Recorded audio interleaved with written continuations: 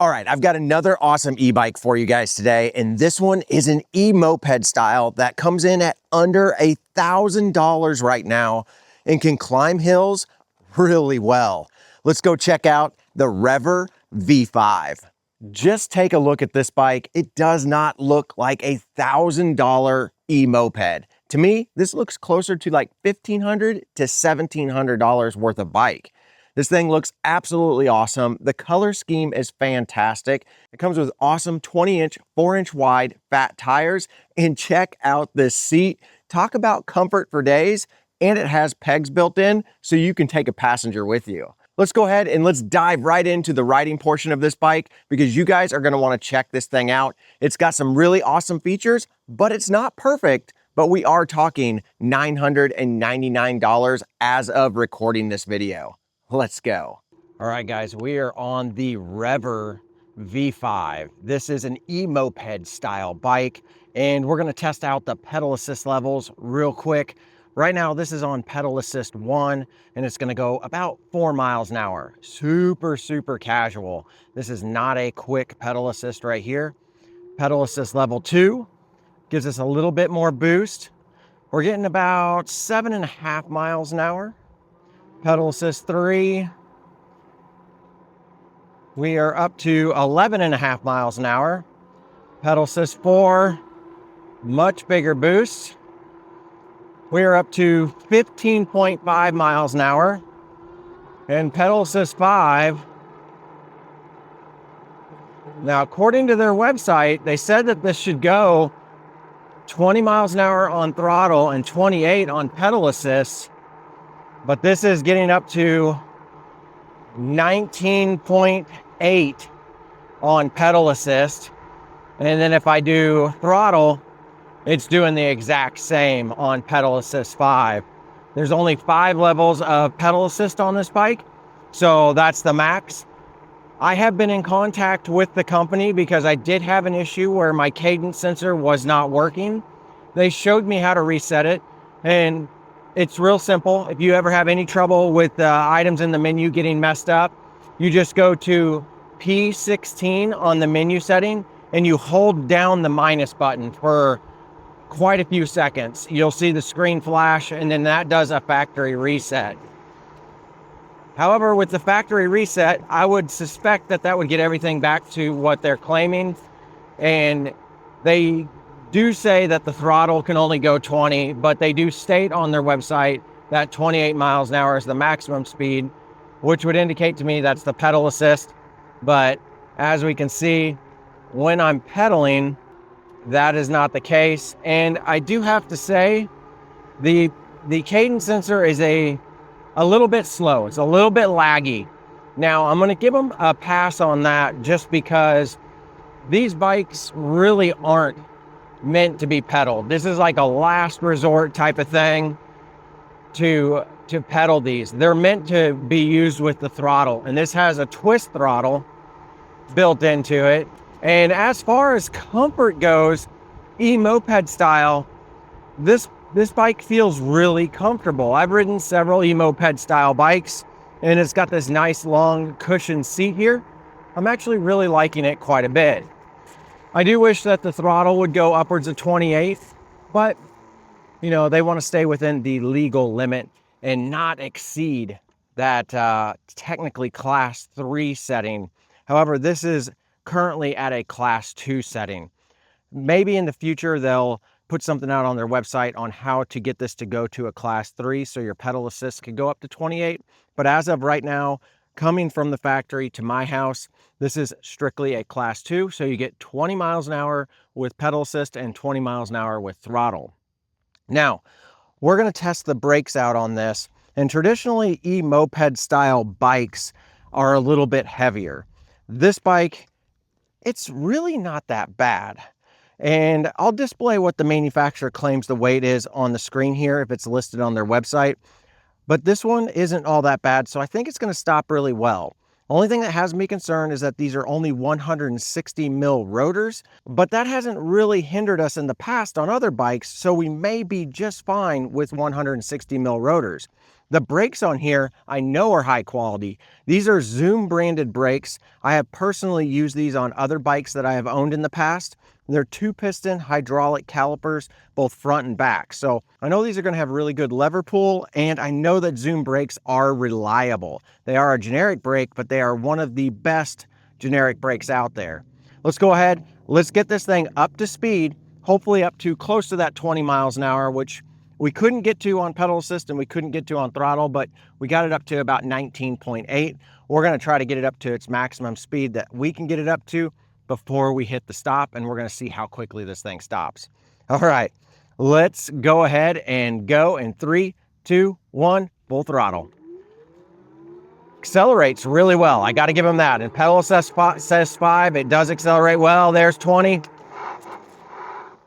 little bit of skidding, but we stopped really good. Locked up both front and back, which was really surprising considering that this is a eMoped style bike. You wouldn't expect that to happen. You would expect it to only lock up the back. But yeah, we got a double skid out of it. So really good braking.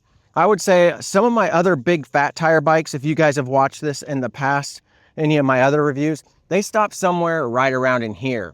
I'm starting to see a lot of bikes stopping right after this line, and that's exactly what the REVR did. So I give the REVR a really good rating on stopping at full speed or stopping at that 20 mile an hour speed. It's definitely surprising considering they're 160 mil rotors. The only thing you may run into with a 160 mil rotor is if you have a lot of stopping, like if you're going down extremely long, like mountainous hills, where you're going to be braking a long way down. Those smaller rotors tend to heat up a little bit more, but if you're just city riding, they should cool down sufficiently in between stopping at intersections and things like that. So I don't fault them for putting that on there. It does lower the weight just slightly, and if it's not necessary, it's not necessary. Okay, let's go ahead and we're going to do the 0 to 20 time over in our area that we test this at. So we're going to go ahead and head over there. We're going to do this both with pedal assist and we're going to do it with throttle. And we're going to see where this bike actually falls in line and see if it kind of keeps up with some of the other bikes that we've tested.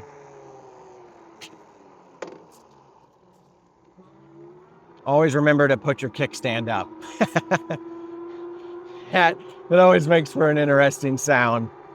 Never had anything bad happen, but it always kind of startles you if you forget to put your kickstand up. And I do love the way these eMoped style bikes feel. And this one's so comfortable. Really, really comfortable. The seat's great. It feels set up really well. Okay, we're gonna start off with pedal assist. And how I do this is real simple. Basically, I just start pedaling. I put it in pedal assist 5, and we've got it in the harder gear, so this should get us maximum speed. And we're gonna go until we hit 20 and we'll display the time. So pedal assist level 5, and we're gonna be pedaling in 3, 2, 1, go. Now this cadence sensor does take a second to kick in. We're at 10 miles an hour, 15, and 20. I actually saw 20 on the speedometer there, so that is good. All right, here we go. We're gonna do the throttle only test, pedal assist 5, in 3, 2, 1, go. I do like the acceleration on this, 10 miles an hour, 15, and it doesn't reach 20, but it reached 19.9. We're gonna do that one more time so I can tell you when it reaches 19.9, but it did not reach 20 with the throttle. So this is the second test for the throttle since we know it can't actually display 20 with the throttle. Did with the pedal assist, so that was nice. We're gonna do it again in 3, 2, 1, go. Again, good acceleration. There's 15. 19.9. So that's what you can expect out of 19.9 miles an hour. This is a nice little bike. It's not going to set any records, but also this bike retails for $14.99. But from what I understand, the manufacturer is planning on keeping it around $999. So $999, you're getting a really cool little eMoped. And I would say that this would be a cool eMoped for, say, like if you have a teenager or somebody who's a preteen and is wanting to have an eMoto style bike that doesn't go crazy fast. Got a little bit of brake rub happening, which is just a little bit of an adjustment that I would need to make, but I don't have my tools with me. But speaking of tools, this is the toolkit that came with mine. I really like the fact that they give you this really nice tool roll that rolls up all of your tools. You can easily fit this in your bag and you'll have everything with you to be able to repair or work on your bike while you're out on a ride. Not all manufacturers give you such a nice toolkit, so I really like to see that, especially in a bike that is under $1,000. That's really rare that you get something like that. Okay, let's do a cadence or a throttle to cadence switch in back. So we've got throttle going on right now. We're gonna switch over to cadence, see how quick it takes. Still hasn't kicked in. There we go, kicked in. So not the fastest, not the quickest, actually probably the slowest, to be honest with you, but we are talking sub $1,000. Let's switch over to throttle. That's instant. So when you go from cadence to throttle, it's an instant setting. However, the cadence sensor doesn't seem to be super sensitive, so whenever you start pedaling this bike, it doesn't actually kick into cadence really quick. And that could just be a setting on the computer itself. And that's something that maybe REVR could address whenever they dial in all the settings and put that on their website on how to improve the cadence sensor. Now, REVR is claiming that you can get somewhere right around 60 to 80 miles. It's interesting that they give you a range. Now, you're not going to get those numbers if you're going 20 miles an hour the entire time with pedal assist 5, but they usually give you the maximum range on a bike. And I would assume the two numbers that they give that range, 60 to 80, is probably throttle and pedal assist. You do get a dual suspension on this bike, and it is a coil on the back and it is a coil up front, and it's a pretty decent suspension. It feels like it's absorbing the cracks in the road. Now, it's not a bike that I would want to take off-road. This feels like it would be an off-road bike, but the suspension is more meant for like city street riding, maybe some gravel roads, some dirt roads, but like true off-road through a field or single track, I don't think that this bike is really suited for it. That doesn't mean you can't do it. It just means it won't be as comfortable as, say, a bike with higher end suspension. But I've reviewed quite a few of these style of bikes, and I've got to say, looks-wise and acceleration-wise, this one's pretty impressive. I've reviewed a brand called the Jan Snow, and I've reviewed two of theirs, and I personally feel like this one rides a little bit, or actually quite a bit better. The seat is very impressive. The ergonomic grips are a little bit plasticky feeling, but they're really nice. The upswept bars seem to be upswept just the right amount. I do like the computer display and the simple controls. The zoom brakes work really well. Plastic fenders are pretty basic, but for a $1,000 bike, I think that this bike looks more like a $1,500 bike. And I really appreciate the fact that they kind of went the extra mile to make this look kind of different than some of the other bikes out there in the same price point. I do like this kind of like camouflage looking V5 logo, and then the nice bright chrome looking REVR on the side over here. And this is a dual spring rear suspension. I didn't mention that when I was just talking about them. So you get two there, and it is adjustable right here, so you can adjust it. So you're getting some good adjustability on this bike. And I think that's going to play a big part in a lot of people's decision on this, is the looks and some of the adjustability for a $999 bike. But we're here at this hill, and I'm kind of in a pickle because I don't know if I should do this with pedal assist or I should do it with throttle. I feel like this particular bike, I should probably do it with pedal assist first and then do it with throttle. I think I'm going to run it twice for you guys, and I'll put the times up for each one and see if it can do it. If this thing can make it up the hill with throttle only, I would say it's a great eMoped, because that's the point of an eMoped, is to, you know, to be able to throttle everywhere you go. We're going to do pedal assist 5. We've got it in the hardest gear, and we'll be shifting as needed. All right, let's go ahead and go in 3, 2, 1, pedal assist. Oh, come on. Cadence sensor. There we go. Cadence sensor kicked in. This could be interesting, pedaling all the way up this hill on an eMoped. All right. We're up to 19 miles an hour.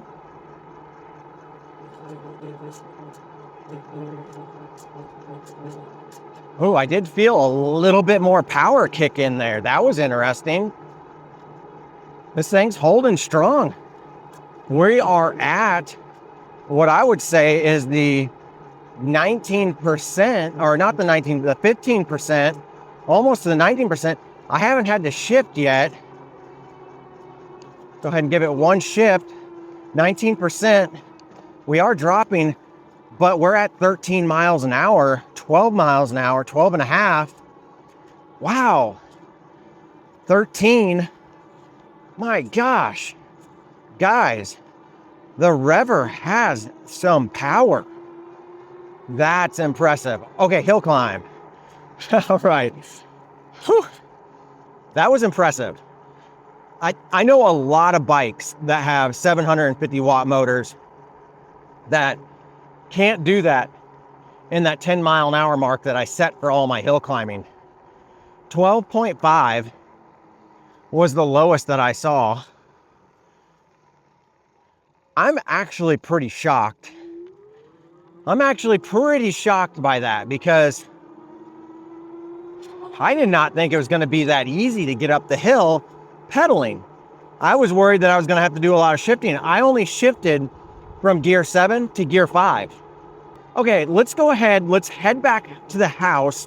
I want to go over some of the details on this bike. I want to show you guys the menu and what I know about it. There's not a lot of stuff about the menu, and I'm going to say be very careful going through the menu, and always remember that P16 and a long press on the minus button will factory reset it. So if you do something wrong or set a setting by accident, you can reset it real easy by going to P16 and holding down that minus button.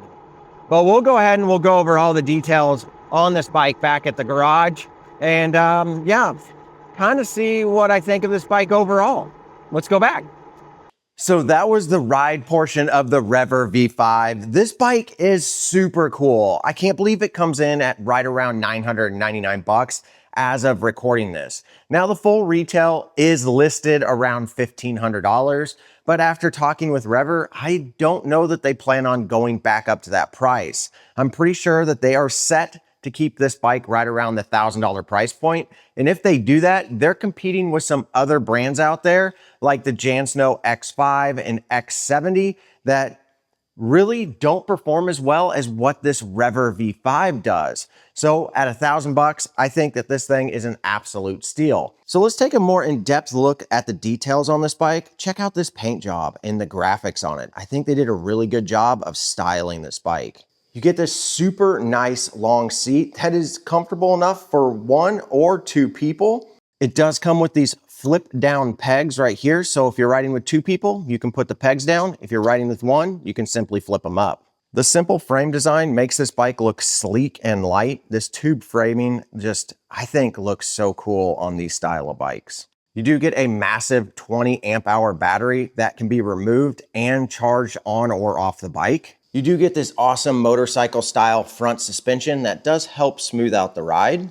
You're also going to get some plastic fenders, both front and back. And check out this dual suspension that's in the back. It is fully adjustable with these knobs right here.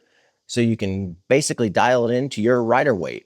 And these Kenda tires are super nice, and they have a reflective tape around the outside so people can see you at night going down the road. along with some pretty aggressive tread on the tire. It does have a Shimano 7-speed shifter up here, along with a pretty basic Shimano turny rear derailleur that will shift pretty smoothly through the 7 gears. Now the front chainring on this bike isn't massive, but this bike really isn't a pedal bike, so this bike is more designed to be used with throttle. So equipping this with a smaller front chainring seems okay by me. And this is a 750 watt rear hub motor. Now, as far as your cockpit goes, you do get these nice lock-on grips, some Zoom hydraulic brakes, a simple control pad, which I really like, this giant color screen, and then over here is where your 7-speed shifter is and your twist throttle. Now, REVR did equip this with a massive front headlight that I think fits this bike really, really well as far as the styling and the usability. They did equip it with a taillight that is brake actuated. It does not have any turn signals, but it will light up whenever you squeeze the brakes. So those are some of the really cool features on the REVR V5. Let's go ahead and take a look at the menu system. Now, before we dive into the menu system, let's take a look at this color screen. This is a nice size screen. It's super clear, easy to read. Over here indicates that your headlight is on, and then you have a battery bar. There is no percentage, but you do get a battery bar indicator. Here's where your speed is going to be displayed. Down here is going to be your pedal assist levels. So as you scroll through those, you get up to 5. And then down here is going to be where your odometer is, showing how many miles you actually have on the bike. If you tap the power button, it'll take you through. You've got trip, you've got voltage, and you've got time, and then back to your odometer. Now that time is going to be your actual power on time, not your actual moving time. So just take note, if you look at that time, it's just going to indicate how long the bike has actually been on. All right, let's go ahead and dive into the menu system. To get into the menu system, you're simply going to hold the plus and minus button down at the same time. Whenever you do that, you jump into the menu here, and it's going to be these P settings that we've seen on other bikes. Here are the settings that the manual actually gives you. They don't give you a lot. There's not a lot that you can do in here. However, there are a lot of different settings. Whenever you jump in here, you can go through so many different settings. Now, they don't have any indication as to what these do yet. They did tell me that they are working on documentation, but I do know this, if you do go through here and change any of them, putting it on P16, so P16, and holding down the minus button will reset to factory reset. That's probably the most important, because if you are going to be going into this menu and changing any of these settings, you always want to know how to factory reset it to get it back to the way it was whenever it came out of the box. So there you go, the REVR V5 full review completely done. If you guys enjoyed this video and you want to pick up one of these REVR V5s, I'll put some links down below. If you use those, I would greatly appreciate it. But if you do like my videos and you're really enjoying them, I would really appreciate it if you haven't already, click that subscribe button. And if you like this video, click the like button, leave me a comment. Let me know what you think of the V5. And of course, if you like all my content and you really want to support this channel, jump over to my Patreon, Mike's Unlocked Garage. I'll put a link down in the description below there. But as always, guys, get out there and ride your e-bike.